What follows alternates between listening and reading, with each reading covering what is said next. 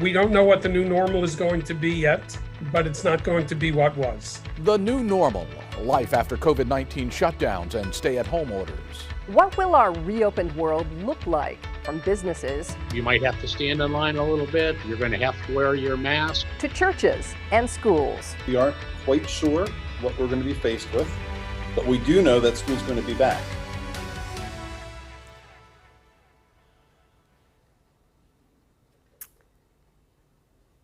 Thank you for joining us for this WGAL Coronavirus Impact Special, The New Normal. I'm Janelle Stelson. And I'm Ron Martin. As we move through the reopening stages, we'll see many changes to life as we knew it.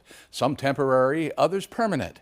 What happens next depends on what the virus does. An infectious disease doctor at Lancaster General Health spoke with WGAL News 8's Susan Shapiro and says we will likely have to learn to live with COVID-19. Until we have a vaccine or until the virus becomes a less virulent seasonal organism like the other coronaviruses that we deal with every winter, I think we're going to have to learn to live with COVID-19. Typically, a new virus will be with the population for some time until it settles out and until a certain amount of herd immunity is developed such that the virus can be kept under control and affect relatively small numbers of patients instead of large populations. Are we likely to see another coronavirus or something else that will cause a pandemic in the future? I have no doubt that we'll see some new virus coming up as a new epidemic or pandemic periodically. We've been seeing these at increasing frequency over time. I think part of it has to do with the interaction of people with animals, our intrusion on their living spaces and their habitats, global warming. All of those things have something to do with the way viruses and people interact. So I have no doubt there'll be more epidemics coming. Whether it'll be as bad as this one is remains to be seen. Hopefully not, of course. Still ahead, Dr. Contra explains why testing is the key to moving toward the new normal. Religious organizations have had to make drastic changes, canceling all in-person services and in many cases offering online worship. But now that some churches, synagogues, and mosques have been allowed to reopen, what will services and houses of worship be like moving forward? WGAL News 8's Caitlin Smith talked with 3 different religious leaders in the Susquehanna Valley who range from having no plans to a very specific outline. One says he's even received hate mail for not holding gatherings. Baruch atah Adonai. What would normally be done in front of the 350 families who are members of the Sha'arei Shemayim congregation in Lancaster, Rabbi Jack Paskoff now performs before a camera. People comment that I look lonely sitting in our sanctuary, and that makes some people very sad.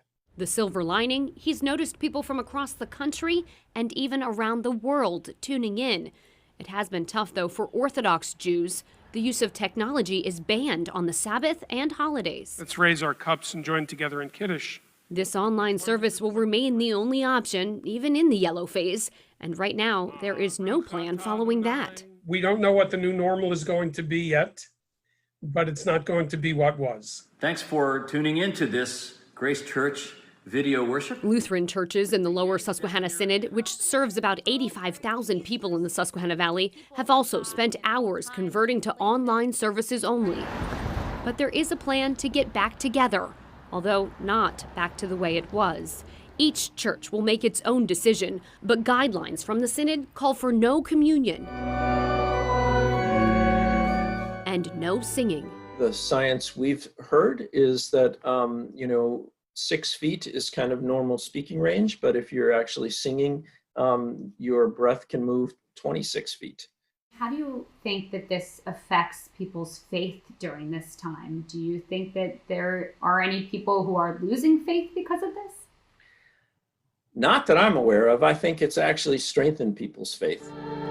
That does not seem to be the case everywhere. Faithful are getting very, very restless. Bishop Ronald Gaynor in the Harrisburg Diocese says some Catholics are holding him responsible for not holding gatherings. Some people are very angry at me. I've gotten quite a few letters expressing that I'm violating their freedom of religion. The diocese has created detailed instructions for the red, yellow, and green phases. As churches reopen, worshipers will wear masks and only use every third pew. Communion will now take place after Mass, when the priest will put on a mask and use hand sanitizer after every contact. Because he has something to say, and the communicant has something to say, so and there's no social distancing at that 5-10 seconds. Singing will be allowed at Catholic services, but there will be no choirs, and instead of hymnals and Bibles provided in each pew, you'll be given a handout to follow along. For the churches in the yellow phase that have already opened, turnout has been low. Do you see church services ever going back to the pre-pandemic ways? Oh, I hope so. The church is not a building. Sometimes we forget that, but it is absolutely true. Caitlin Smith, WGAL News 8. All three religious leaders say they're thankful the online services have not had a dramatic impact on contributions. Many were also able to receive funds from the Payment Protection Program. Many parents and students are wondering what school will look like this fall. WGAL News 8's Ann Shannon talked to Dr. Mike Licklider, superintendent of the Penn Manor School District in Lancaster County. Let's start off with what's happening right now. What are schools doing to get ready for this fall? Well, for the first 2 months, we really focused on getting ready for the right now, especially that middle of March. But we really have shifted in the last 3 weeks to talking about fall. And it's a challenge, Ann. We aren't quite sure what we're going to be faced with, but we do know that school's going to be back. So we feel that when school is back, school needs to return. We need to be fully ready for that. So we've been spending time talking about the different scenarios that are possible, the different variations. So we start out with a full return. And for Penn Manor, that means we've had 5,400 students coming in on buses every morning, streaming into the buildings. And then you stop and you pause and you look at the guidance from the Centers for Disease Control on social distancing and use of masks and all the other information we're getting from the State Department of Health. So we paused and looked at some different options. One option is, in addition to coming back in full steam, coming back to some kind of hybrid schedule. So whether that is in person for a partial day, separating out classes and using teachers and classroom aides, or taking a look at a partly in-person, partly virtual presence. We have about 4 different scenarios that we have planned out and are actively working to shore up the details that we will be able to execute on that. Are you also working with other education leaders and superintendents to kind of talk together and figure out what best practices might be? Absolutely. At this point, the superintendents in the Lancaster-Lebanon region have been meeting once a week. We get together virtually every Wednesday. We talk about different information that's coming out of Harrisburg and the Department of Education, and then brainstorm on what everyone else is doing. And we realize that each school is unique. What is the feedback that you're getting from the families in your school district? What are their concerns? The feedback I've received really depends on each family and their own circumstances and needs. We've heard from some families who think we're right on target. We're getting the right amount of work. We've heard from some families who are really concerned about the loss of instruction, face-to-face instruction, and feel we need to do more to close that gap.